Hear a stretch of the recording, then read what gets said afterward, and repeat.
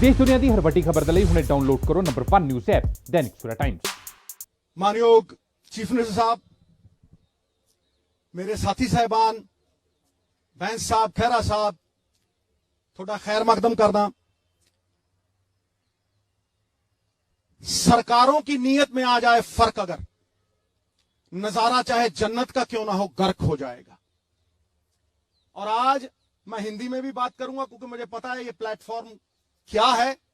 मैं जानता हूं कि गूंगी बहरी सरकार तक अगर आवाज पहुंचानी हो तो धमाका जरूरी है। ये धमाका ही है। ये मत समझिएगा कि ये 50 लोग बैठे हैं, एक एक आदमी के पीछे 2-2 लाख पंजाबी बोलता है इस मंच से, 2-2 लाख पंजाबी। और अगर कोई एमपी बैठा है तो 15 लाख लोग उसके पीछे बोलते हैं। तो ये हीरे हैं, ये पंजाब के चुने हुए नुमाइंदे हैं। मैंने बात नीयत की है, नीयत की। नीयत साहब नीति में दिखती है, और नीति सिर्फ 2 पूंजीपतियों के लिए बनाई गई है मोदी सरकार ने। आप अगर यह सोचते हो कि यह कानून सरकार किसानों के हक में बना रही है तो बहुत बड़ी गलतफहमी है। यह सिर्फ 2 पूंजीपतियों के हक में उन्हें रिमोट कंट्रोल देने के लिए कानून बनाए गए हैं। और मैं आज डंके की चोट पे यह कहता हूं, छाती ठोक के यह कहता हूं कि हम मरते मर जाएंगे लेकिन अंबानी और अडानी को पंजाब में पैर नहीं धरने देंगे। ये लीडर हैं। 100 भेड़ों के आगे एक शेर लगाओ, भेड़ें शेर हो जाती हैं, और ये शेरों के आगे बब्बर शेर है। और इनके आगे मैं बात जो करने वाला हूं वो बड़ी पते की, और यहां वाजिब है। ई नैम तो पहले भी था साहब, पहले भी ऑनलाइन ट्रेडिंग होती थी। आप मंडियों की बात करते हो, आप ये बात करते हो कि फ्री मार्केट होनी चाहिए, तो फिर यह कानून बनाने की क्यों जरूरत है? बाहर से ई नैम होता था, ऑनलाइन ट्रेडिंग होती थी, ये कानून क्यों बनाए गए? ये कानून इसलिए बनाए गए कि पंजाब के किसान के कानूनी अख्तियार, कानूनी अधिकार पूरी तरह से छीन लिए जाएं। मैंने आज तक कोई ऐसा कानून नहीं देखा जो किसान को कोर्ट में जाने से रोकता है। ये वो कानून बनाया है मोदी साहब ने काला, जिससे किसान अगर उसका कोई डिस्प्यूट होता है तो वो कोर्ट में नहीं जा सकता, नंबर 1। नंबर 2, वो एसडीएम के पास जाएगा या वो डीसी के पास जाएगा, जिसका कंट्रोल सेंटर की सरकार के पास होगा। और ये चुने हुए नुमाइंदे, ये रेस जिताने वाले घोड़े दर्शनी घोड़े बना दिए जाएंगे। इन चुने हुए नुमाइंदों को नकारा कर दिया जाएगा। ये मैंने देशों में सुना था कि 1-2 कंपनियां मोनोपोली बनाती हैं, और वो मोनोपोली बना के, जैसे ईस्ट इंडिया कंपनी राज किया करती थी, वो मोनोपोली बना के राज करती हैं। ये वही हो रहा है। ये रिमोट कंट्रोल ये गोरे अंग्रेजों के हाथ में नहीं, ये काले अंग्रेजों के हाथ में दिया जा रहा है। और ईस्ट इंडिया कंपनी की तरह ये पूरे का पूरा कंट्रोल हमें कठपुतलियां बनाने के लिए अंबानी और अडानी के हाथ में देने की ये साजिश है। उसका प्रमाण है 17 लाख करोड़ रुपए के एनपीए हैं, बैंकों को लुटा दिया। 17 लाख करोड़ रुपए के एनपीए आपने सारे बैंक लुटा दिए, किसी एक पे कार्रवाई हुई? पिछले से पिछले साल 5 लाख करोड़ रुपया आपने टैक्सों का छोड़ा। इन बड़े बड़े कॉरपोरेट्स को वो जब पैसे छोड़ते हो टैक्सों के 5-5 लाख करोड़ रुपए, तो आप कहते हो इंसेंटिव, और गरीब किसान को अगर 4 पैसे देते हो तो उसको कहते हो सब्सिडी। वाह वाह। 17 लाख करोड़ के एनपीए। पूछिए मोदी सरकार से क्या जवाबदेही बनाया है किसी को? 5 लाख करोड़ रुपए के रेवेन्यूज फोरगॉन बजट में आते हैं। ये तिवारी साहब बैठे हैं, एमपी साहबान बैठे हैं, रेवेन्यूज फोरगॉन। वो रेवेन्यूज फोरगॉन आप छोड़ते हो, वो इंसेंटिव। और किसान की जो बनी बनाई इनकम थी, किसान क्यों डरा हुआ है? किसान इसलिए डरा हुआ है कि उसकी लागत बढ़ रही है, उसके खर्चे बढ़ रहे हैं, पेस्टिसाइड के ऊपर खर्चे बढ़ रहे हैं, पेट्रोल की कीमत बढ़ रही है, लेकिन जो उसकी अश्योर्ड इनकम थी, आज मोदी सरकार वो अश्योर्ड इनकम को छीन रही है। पॉइंट नंबर 2, ये पहला था। Point number 2, this is an attack on the federal structure of India. ये हमारे संघीय ढांचे के ऊपर एक अटैक है। It impinges and impedes on the spirit of the constitution. ये कॉन्स्टिट्यूशन की स्पिरिट पे, हमारी आत्मा पे ये आघात है। हर स्टेट के अलग अलग मसले हैं, हर एक स्टेट के अलग अलग मसले हैं साहब। इसीलिए उन अलग अलग मसलों को सुलझाने के लिए वहां की सरकारों का चयन होता है। ये कहां का इंसाफ है कि एक चीफ मिनिस्टर और उसके सारे चुने हुए नुमाइंदे, ऑपोजिशन वगैरह सारी इकट्ठी, तुम एक स्टेट के चुने हुए नुमाइंदों की आवाज को दबा रहे हो और उसके 70% किसान उनकी आवाज को दबा रहे हो। It is an attack on our federal structure.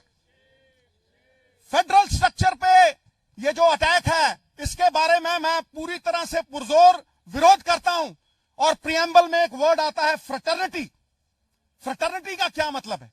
Fraternity का मतलब है कि हम आपसी भाईचारे में बंधे हुए हैं, हम पारिवारिक सांझ में बंधे हुए हैं, और वो यूनिटी इन डाइवर्सिटी। हमारी भाषाएं अलग हैं, हमारी भाषाएं अलग हैं, हमारा कल्चर अलग है, लेकिन फिर भी हम एक हैं।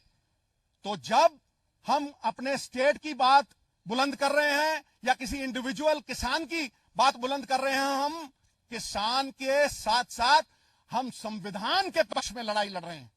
हम आज संविधान के पक्ष में खड़े हैं, अपने फेडरल स्ट्रक्चर के पक्ष में खड़े हैं। एकता तो जेल की भी होती है, लेकिन साहब ये जेल की एकता नहीं है, ये आपसी भाईचारे की, हिंदुस्तान की एकता है।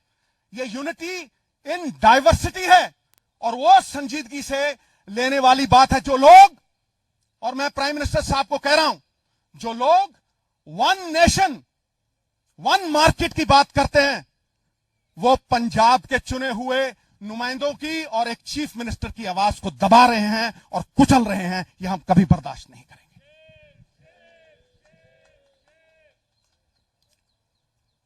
जीएसटी की तरह यह पंजाब की इनकम पे वार है। तुम हमारे ही पैसे लेते हो, जीएसटी में तुमने फाइनेंशियल कंट्रोल ले लिया और सारे पैसे स्टेट के बिहाफ पे तुमने वो इकट्ठे किए, और तुम हमें ही वो पैसे दे नहीं रहे। ये कहां का इंसाफ है भाई?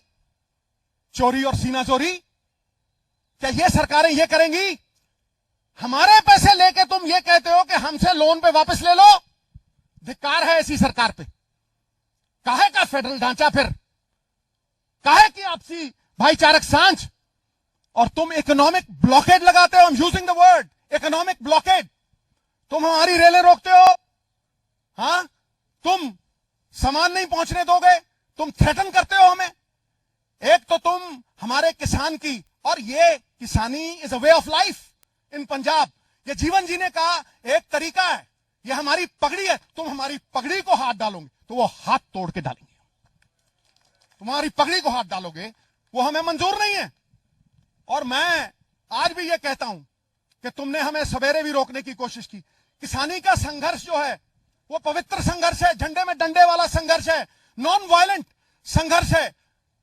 तुम उस संघर्ष को बाहरी ताकतों के साथ जोड़ोगे तो तुम किसान का निरादर कर रहोगे, उसका अपमान करोगे, वो हम सहन नहीं करेंगे। अगली बात मैं कर रहा हूं, पहले आपने जीएसटी छीन लिया हमारी मंडियों से।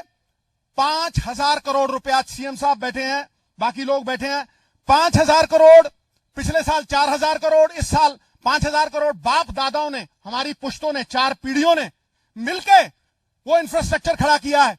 मैं पूछता हूं नरेंद्र मोदी जी से कि मोदी साहब, जहां आपने ये मंडियां नहीं है, जहां आपने ये पहले लागू किया, मुझे ये बताएं कि वहां का किसान, उसकी क्या हालत है? वो लेबर कर रहा है, वो लेबर कर रहा है।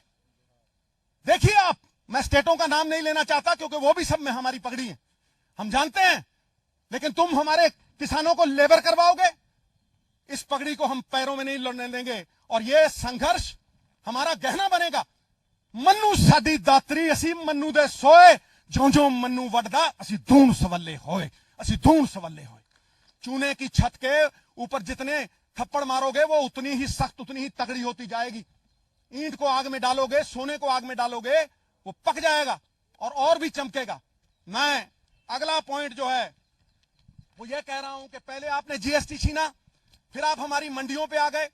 28,000 आड़तिया रजिस्टर्ड, 5 लाख मजदूर जो मंडियों में काम करता है, हमारे बाप दादाओं का बना हुआ इंफ्रास्ट्रक्चर, तुम उसे बर्बाद करने के ऊपर तुले हो। और जहां तुमने ये फ्री मार्केट लगाई है वहां किसान लेबर कर रहा है। उसके बाद मैं अगली बात करता हूं, क्या यह अकेले पंजाब की बात है? क्या ये अकेले सिर्फ चीफ मिनिस्टर की बात है या इन एमएलओ की बात है? नहीं, यह हर हिंदुस्तानी की बात है, क्योंकि फूड इन्फ्लेशन आएगी, भुखमरी आएगी। मैं कह रहा हूं आज, कैसे कह रहा हूं? क्योंकि आपने इस कानून में अंबानी और अडानी साहब जैसे लोगों को होर्डिंग को लेजिटिमाइज कर दिया। आपने उसमें लिख के दिया कि आप ये अनाज अपने गोदामों में रखिए, 50 गुना और 100 गुना बेचिए, 50 गुना और 100 गुना बेचिए। भुखमरी का कारण क्या है? मैं डंके की चोट पे कहता हूं, कोई डिबेट कर ले मेरे साथ, कोई।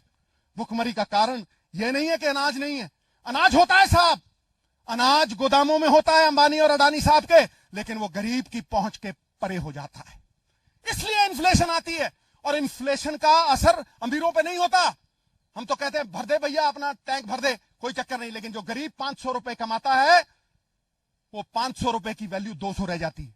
जो वो 500 में खरीदता था वो 2000 में खरीद नहीं पाता। तुम्हारी जीएसटी ने व्यापारी मारा और आज ये काले कानून किसानों को मार रहे हैं, हमारी पहचान को मिटा रहे हैं। बाबा नानक ने दी थी ये हमें पहचान, मरते हुए मर जाएंगे, इस पहचान को नहीं मिटने देंगे। नाम ही खो देंगे तो किधर जाएंगे, और पहचान खो देंगे सिद्धू तो बिखर जाएंगे, नहीं बिखरने देंगे हम पंजाब को। और आखिरी पॉइंट जो मैं कहना चाहता हूं वो ये है कि आप एहसान फरामोश हो गए हो, आप एहसान फरामोश हो गए हो। मैं डंके की चोट पे कहता हूं। किस तरह से कहता हूं? क्या पंजाब को ग्रीन रेवोल्यूशन की जरूरत थी? नहीं, पंजाब ने पूरे देश का पेट भरा, 2% लोगों ने 67% लोगों का पेट भरा। फिर तुमने गरीब को अन्न कैसे दिया? सस्ती MSP Punjab, Haryana, western UP से उठा के आपने 80 करोड़ लोगों का पेट भरा और उसी को पीडीएस द्वारा उन्हें सप्लाई किया। पेट्रोल 6 रुपए का था 92 में, 78 का हो गया, और किसान की एमएसपी 3 गुना बढ़ी, वो 12 गुना, 17 गुना, और ये 3 गुना। कॉर्पोरेटों में जो काम करते हैं 1,000 गुना उनकी तनख्वाह बढ़ गई, और 1982 से लेके किसान की एमएसपी सिर्फ 15 गुना। ये कहां का इंसाफ है? ये किस तरह हम बयां करें? चाहे मंडी एमएसपी मॉडल हो या दूसरा, पहले केंद्र ने हमें इस्तेमाल किया और फिर यूज एंड थ्रो वाली पॉलिसी करके इन्होंने हमें फेंक दिया। ये 3 पॉइंट मेरे इस केंद्र की सरकार को कहीं भी किसी को भी भेज दें और बहस कर लें, खुलेआम जहां बुलाएंगे मैं आऊंगा। यदि हार गया राजनीति सदा के लिए छोड़ दूंगा, सदा के लिए। मैं डंके की चोट पे कहता हूं। उन्हें यह फिक्र है, आखिर में ये मैं शेयर करके फिर सीएम साहब के हवाले स्टेज करता हूं, उन्हें यह फिक्र है हरदम नई तर्जे जफा क्या है। तर्जे जफा होती है जुल्म। उन्हें यह फिक्र है हरदम नई तर्जे जफा क्या है। हमें भी शौक है देखें सितम की इंतहा क्या है, हमें भी शौक है देखें सितम की इंतहा क्या है। गुनाहगारों में शामिल हैं वो लोग जिन्होंने ग्रीन रेवोल्यूशन, व्हाइट रेवोल्यूशन अशरन की। गुनाहगारों में शामिल हैं, गुनाहों से नहीं वाकिफ। अरे सितम करते हैं वो, खुदा जाने खता क्या है। बात खत्म। ऑल वर्ल्ड ओपन चैलेंज 17-टाइम गोल्ड मेडलिस्ट मियां रफीक मोहम्मद, पंडित, मौलवी, बेगम, तांत्रिक, इन चोरा ठग्गा तो सावधान। स्पेशलिस्ट वशीकरण, सट्टा नंबर, लव मैरिज, पति पत्नी च अनबन, विदेश च पक्का होना, कारोबार दा ना चलना, सिर्फ 31 घंटिया विच समाधान। फ्री फ्री फ्री मियां रफीक मोहम्मद। मोबाइल 84 374 94 647, 84 374 94 648।